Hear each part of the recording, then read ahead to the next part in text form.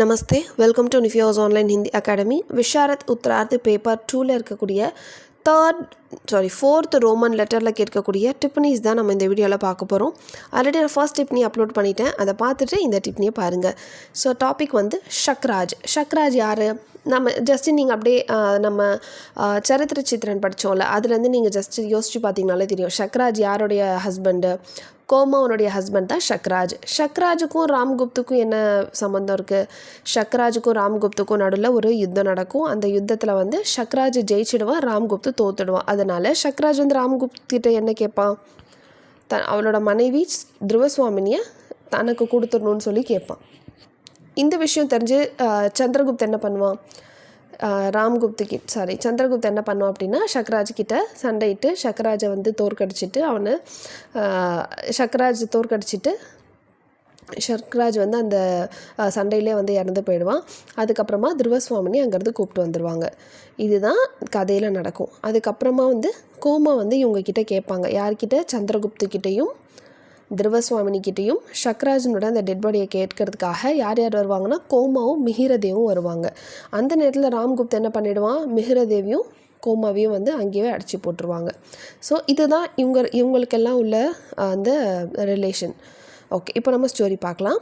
ஷக்ராஜ் ஜென்ரலாகவே டிப்புன்னு எழுதும்போது ஃபஸ்ட்டு வந்து அந்த ஸ்டோரி நேம் எழுதுங்க, ஆத்தர் நேம் எழுதுங்க. அதுக்கப்புறமா இப்போ நமக்கு இங்கே கொடுத்துருக்கு வந்து ஷக்ராஜ். அப்போ ஷக்ராஜ் பற்றின அவன் எப்படிப்பட்டவன், அவன் நல்லவனா, அவன் யார் என்ன அப்படின்றத ஃபஸ்ட்டு 4 லைன்ஸில் எழுதுங்க. அதுக்கப்புறமா ஸ்டோரிக்குள்ளே நம்ம போகலாம். ध्रुवस्वामिनी नामक नाटक श्री जयशंकर प्रसाद जी की अंतिम रचना है. शक्राज इसी नाटक का गौण पात्र है. गौण அப்படின்னா என்ன? லாஸ்ட் கிளாஸில் நான் சொன்னேன். गौण पात्रना सेकेंडरी कैरेक्टर. फिर भी उसका महत्व ஃபஸ்ட்டு நம்ம இங்கே எப்படி சொன்ன மாதிரி, ஸோ துருவசுவாமினி நாட்டக்னுடைய ஆத்தர் வந்து ஜெயசங்கர் பிரசாத் ஜி. இதுதான் அவருடைய கடைசியான கிரியேஷன் அப்படின்றத எழுதிட்டு ஷக்ராஜ் வந்து செகண்டரி கேரக்டர் அப்படின்னு சொல்கிறோம். ஃபிர் பி உஸ்கா மகத்துவ அதிக் ஹே. இருந்தாலும் அவரோட அந்த மகத்துவம் வந்து ரொம்ப ஜாஸ்தி அப்படின்னு சொல்கிறாங்க. ஷக்ராஜ் கூட்னிதிஞ ஹே. ஓகேவா? ஷக்ராஜ் வந்து கூட்னித்திங்கன்னா ராஜதந்திரம் உள்ள, கொஞ்சம் நாலேஜபிள் அப்படின்னு வச்சுக்கோங்களேன். ராஜதந்திரம் உள்ள ஒரு ஆள். வஹ் சத்ருவோं पर विजय प्राप्त करता है. சத்ருவும் அப்படின்னா எனிமீஸ். ஸோ எனிமீஸ் கிட்டேருந்து அவர் ஆக்சுவலாக தன்னோட எனிமீஸ் எல்லார்கிட்டையும் வந்து சண்டையிட்டு அவருக்கு வெற்றி தான் கிடைக்குமா. விஜய் பிராப்த் means he is receiving only the success.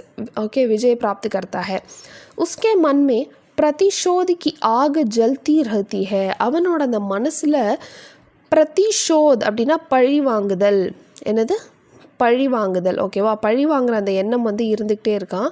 அந்த ஒரு நெருப்பு, அந்த பழி வாங்குற அந்த ஆக் அப்படின்னா நெருப்பு, அந்த நெருப்பு வந்து எரிஞ்சிக்கிட்டே இருக்குது. வஹ் षड्यंत्र करके शत्रुओं का धन ले लेता है. षड्यंत्र அப்படின்னா சதி செஞ்சு என்ன பண்ணிடுவானா, எனிமீஸ் கிட்டேருந்து அவங்களோட அந்த தன் அப்படின்னா இந்த இடத்துல என்ன அப்படின்னா வெல்த். ஸோ இந்த மாதிரி சண்டையிடுறது, அது பழி வாங்கணுன்ற ஒரு எண்ணம் மனசில் எப்பயுமே இருந்துக்கிட்டே இருக்குமா. சண்டையிடுறது, அதுக்கப்புறமா எனிமீஸ் கிட்டேருந்து அவங்களோட வெல்த்தை வந்து வாங்கிடுறது, சதி செஞ்சு அதெல்லாம் வாங்கிடுறது. இதுதான் வந்து ஜென்ரலாக இவன் செய்யக்கூடிய அந்த வேலைகள்.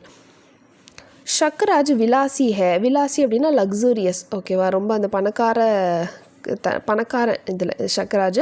ஃபிர் பி வஹ் வீரத்தா பர் பரோசா கர்த்தா ஹே. பணக்காரனாக இருந்தாலும் வீரத்து மேலே வந்து அவனுக்கு நம்பிக்கை ஜாஸ்தியாக. பரோசா அப்படின்னா நம்பிக்கை. வீரத்தா பர் பரோசா கர்த்தா ஹே. வீரத்துக்கு மேலே வந்து ரொம்ப அவருக்கு ஜாஸ்தியான நம்பிக்கை இருக்குது. வஹ் பாக்ய பர் பரோசா நஹி கர்த்தா. அதாவது இந்த அதாவது தலையெழுத்துன்னு சொல்லுவோம்ல, அதை பற்றி பெருசாக அவருக்கு நம்பிக்கை இல்லை. ஆனால் அந்த வீரத்தை பற்றி அவருக்கு வந்து ரொம்ப நம்பிக்கை இருக்குது அப்படின்னு சொல்கிறாங்க.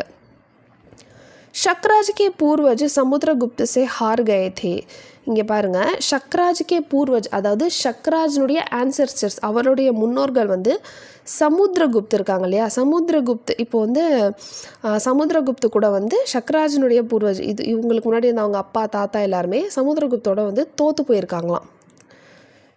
ஷக்ராஜ் ராம்குப்து கோ ஹராக்கர் பிரதிஷோத் லேத்தா ஹே. இப்போ அதை பழி வாங்கி ஆகணும் இல்லையா, அதனால தான் இவன் என்ன பண்ணுறான் அப்படின்னா ராம்குப்து கூட சண்டை போடுறான். யார்? ஷக்ராஜ். ஸோ ஷக்ராஜ் ராம்குப்து கோ ஹராக்கர் பிரதிஷோத் லேத்தா ஹே. ஸோ அவனை வந்து தோல்வி அடைய வச்சுட்டு இவன் வந்து அந்த பழி வாங்குற எண்ணத்தை தீர்த்து கொள்கிறான். गुप्त कुल का अपमान करने के लिए राम गुप्त की पत्नी ध्रुवस्वामिनी को मांगता है. அது மாத்திரம் இல்லாமல் குப்த அந்த குலத்தையே வந்து அவமானப்படுத்தணும். அப்மான் கர்னே கேலியனா அவமானப்படுத்துறதுக்காகவே ராம் குப்த் கி பத்னி, ஸோ ராம்குப்தனோட மனைவி ध्रुवस्वामिनिயை கேட்குறான். கோமா ஷக்ராஜ் की भावी पत्नी है. கோமா வந்து ஷக்ராஜ்னுடைய மனைவி. वह शक्राज से स्त्री का अपमान न करने का उपदेश देती है. அப்போ என்ன சொல்கிறேன்னா, இல்லை இந்த மாதிரி ஒரு பெண்ணை வந்து நீ இந்த மாதிரி கேட்கக்கூடாது, அவளோட அந்த தன்மானம் வந்து பாதிக்கப்படும், அவளோட தன்மானத்தை நீ வந்து இந்த மாதிரி கெடுக்கக்கூடாது அப்படின்னு சொல்லிட்டு இவ சொல்கிற உபதேசம் வந்து கொடுக்குறா. ஷக்ராஜ் கோமாக்கே சச்சே பியாருக்கோ டுக்குராத்தா ஹே. ஆனால் அவளுடைய கோமா வந்து ஆக்சுவலாக ஷக்ராஜ் வந்து ரொம்ப உண்மையாக விரும்புவாள். ஆனால் ஷக்ராஜ் அந்த அளவுக்கு உண்மையாக இருக்க மாட்டான்.